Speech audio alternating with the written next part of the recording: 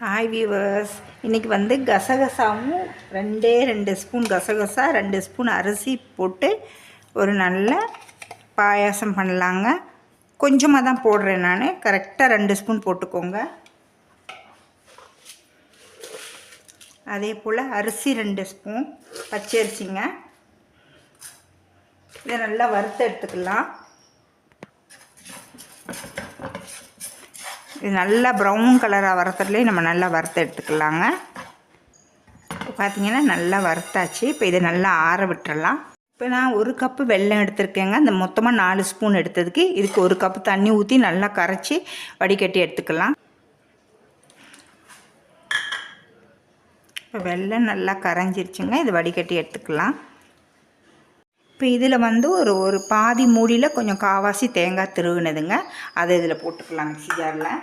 இதையும் நம்ம அந்த கசகசா அரிசியை நம்ம அரைச்சி எடுத்துக்கிறோம். நல்லா நைஸாக தண்ணி விட்டு இதையும் சேர்த்து நைஸாக அரைச்சி எடுத்துகிட்டு வந்துடலாம்.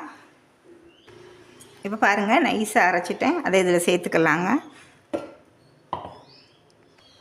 இப்போ நம்ம பாவு இந்த வெல்லத்தை கரைச்சி வச்சுருக்கோம் பார்த்திங்கன்னா, அதையும் இதில் சேர்த்துக்கிறோம். இதை நல்லா கிண்டி விட்டுட்டு இன்னும் கொஞ்சம் இந்த மிக்ஸி ஜாரை நான் அலசி வச்சுருக்கேன், அந்த தண்ணியை ஊற்றிக்கலாம்.